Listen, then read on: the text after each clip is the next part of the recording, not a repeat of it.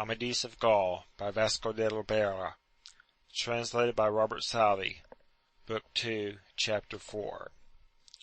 How Gandalin and Durin followed the track of Amadis, carrying his arms which he had left, and how they found him, and how he did battle with a knight and conquered him.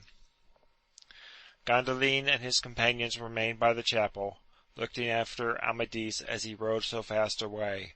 Then Gandalin, who was passionately weeping, cried out, I will follow and carry his arms to him, although he hath forbidden me. And I, quoth Durin, will bear you company for this night.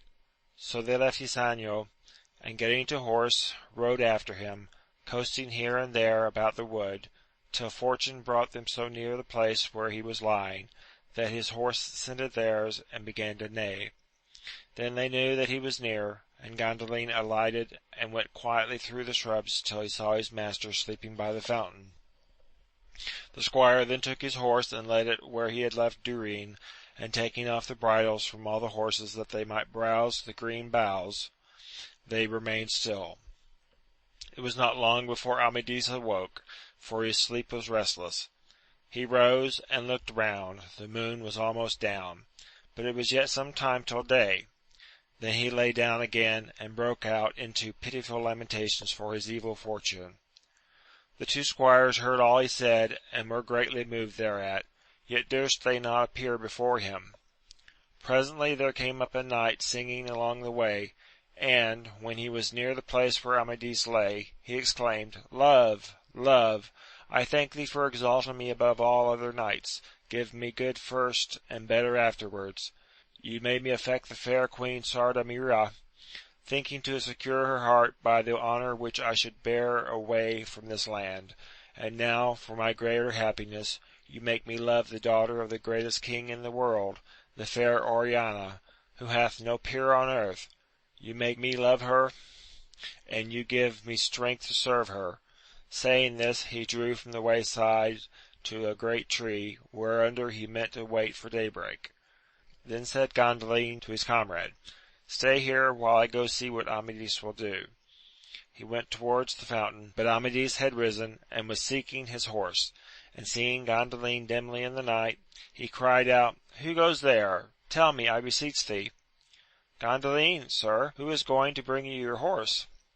Who bade thee follow me against my command? You have displeased me. Give me my horse, and go thy way, and tarry not here, unless thou wouldst have me slay thee and myself. Sir, cried Gandalin, for God's sake no more of this. Did you hear the foolish words of a knight hard by? And this he said to make him angry, that he might forget his displeasure for a while. Amadis answered, I heard him, and therefore want my horse to depart. How? Is this all you will do? What wouldst thou more? That you should fight with him, and make him know his folly?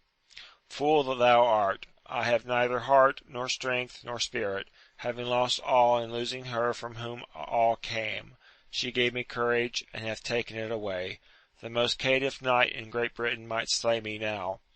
Sir, said Gandalin, for God's sake speak lower, that Durin may not hear this, for he has heard all that the knight said. What, is Durin here? We came together. I think he tarries to see what you will do, that you may report it to her who sent him. I am vexed at what you tell me, quoth Amadis, but his spirit arose, knowing that Durin was there, and he said, Give me my horse then, and guide me to the knight. He mounted and took his arms, and Gandalin led him where the knight sate under a tree, holding his horse by the bridle.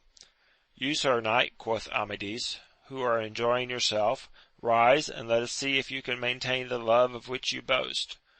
The knight arose, and cried, Who are you who question me? You shall see how I maintain it, if you dare do battle with me, for I will strike terror into thee, and all who are scorned by love. I am one of those, quoth Amadis. Love hath foully requited me.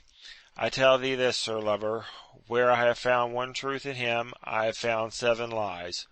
Come and maintain his justice. Let us see if he has gained more in you than he has lost in me. And as he spake these words, his anger kindled, feeling how unjustly his lady had abandoned him. The knight mounted and took his arms, and said, You, knight, whom love has justly forsaken, because you were not worthy to serve him, get you gone. I am offended even at the sight of you. And he would have rode away, but Amadis cried out, What, knight, do you defend your love only with words, and ride off like a coward? How, quoth he, I was leaving thee for contempt, and thou callest it fear. Thou art very desirous of thy own hurt. Defend thyself now if thou canst. They ran against each other, and both shields were pierced, but the knight was thrown down. He kept the reins, and mounted again lightly. Quoth Amadis, If you do not defend love better with the sword than with the lance, you will be a bad champion. The knight made no reply, but struck at him with great fury. The sword fell on the rim of the shield, and entered in a slant, and he could not pluck it out. Amadis stood in his stirrups, and gave him a blow on his head, and cut away the trappings of his helmet and the skin of his head, and the sword held on, and came upon the neck of the horse, so that he fell dead, and the rider senseless. Amadis waited a minute, thinking that he had slain him. Then seeing him recover, he said, Knight, what love has gained in you, and you in him, you may both enjoy. I leave you. So departing from him, he called Gandalin, and seeing Durin there, he said to him, Friend Durin, my sorrow hath no equal, and my grief and recollections are intolerable. It is better that I should die. Pray God it may be soon. Go, with good fortune. Salute for me Mabilia, my good cousin, and the damsel of Denmark, thy sister, and tell them, if they grieve for me, that I perish more undeservedly than ever knight perished, and tell them that I sorely regret that those who have loved me so much, and done so much for me, have never had their guerdon. Durin stood weeping before him, and could make no reply. Amadis embraced him, and commended him to God, and kissed the skirts of his armour, and departed. By this it was daybreak. Amadis said to Gandalin, If you choose to go with me, attempt not to disturb me in whatever I say or do. If you will not obey this, go back. He promised obedience. Then Amadis gave him his arms, and bade him pluck the sword from the shield and give it to the knight, and so they rode on. Chapter 5. Showing who the knight was whom Amadis conquered, and what had befallen him before he was conquered. This wounded knight was Patin, brother to Don Sidon, who was then Emperor of Rome. He was the best knight in all those lands, and therefore greatly feared throughout the empire. The emperor was very old, and had no son, therefore all thought his brother should succeed him.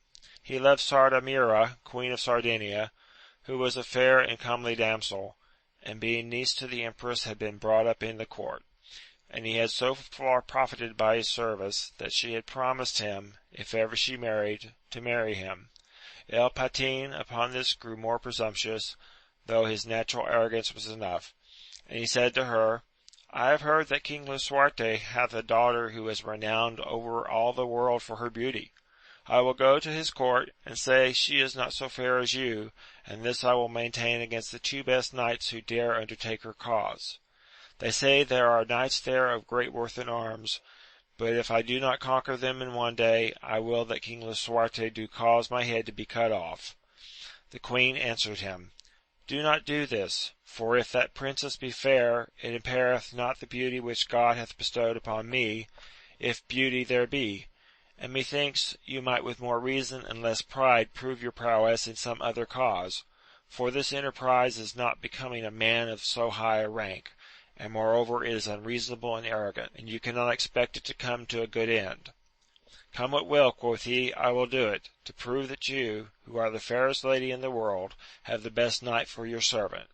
So he took his leave, and with rich arms and 10 squires passed over into Great Britain, and went directly to where King Lisuarte was, who seeing him so accompanied thought him to be some great personage, and courteously welcomed him.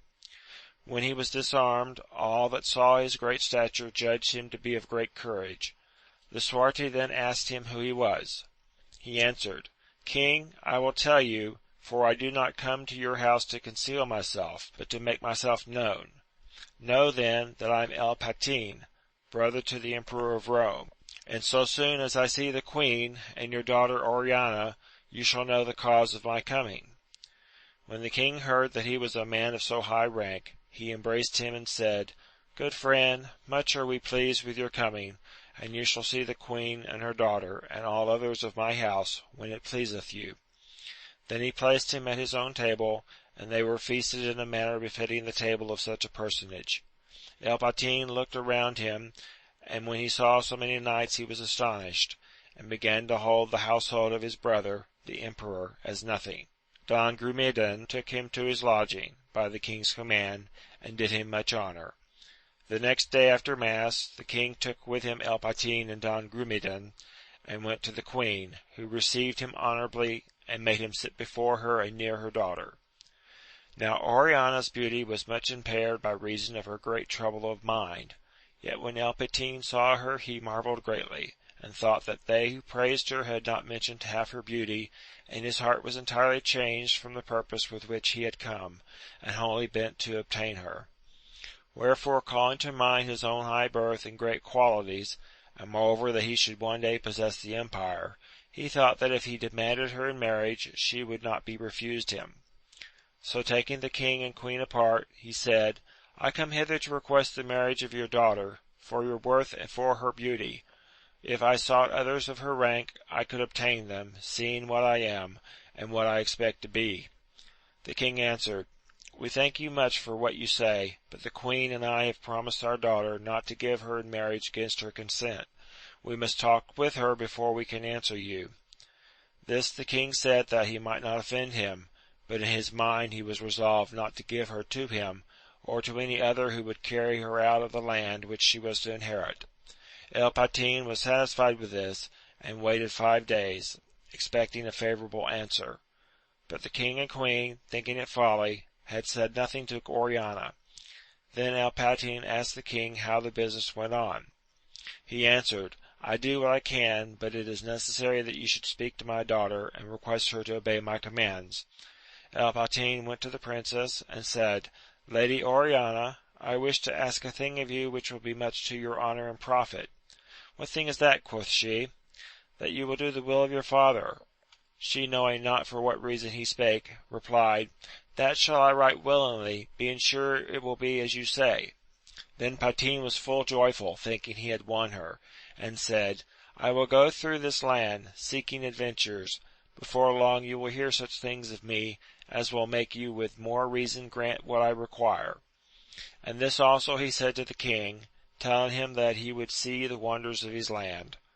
The king replied, You have it in you to do this, yet would I dissuade you, for in this land you will find many great and perilous adventures, and many strong and hardy knights, practised in arms. I like this, quoth El Patin.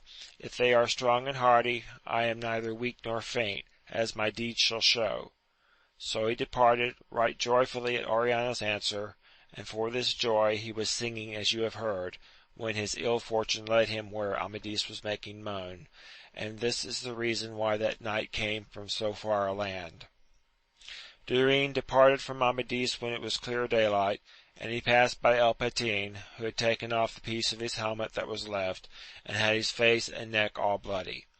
He seeing Durin, said to him, Good child, so may God make you a good man as you tell me, if there be any place near where I may have remedy for my wound. Yes, quoth he, but all there are so inflicted that they will hardly attend to you. For what cause? For the loss of a good knight, who hath won that lordship, and seen the likenesses and secrets of Apollodon, which none other could ever do, and he is departed in such sorrow that nothing but his death is looked for. Methinks you speak of the Firm Island. I do. What, hath it found a master? Certes, I am heartily sorry, for I was going there myself to prove the adventure and win the island. Durin laughed and answered, Truly, sir knight, if there be no more prowess in you than you have just now manifested, you would have gained little honour. El Patin raised himself as well as he could, and tried to catch his bridle, but Durin turned aside. Tell me, said he, what knight is he that hath won the Firm Island? Tell me first who you are. I am El Patin, brother to the Emperor of Rome. God a mercy, quoth Durin, your birth is better than your prowess or your courtesy. Know that the knight you ask about is the same who hath just now left you. By what you have seen, you may judge that he is worthy of what he hath won. So he went his way, and took the straight road to London, greatly desirous to tell Oriana all that he had seen of Amadis. End of chapter 5.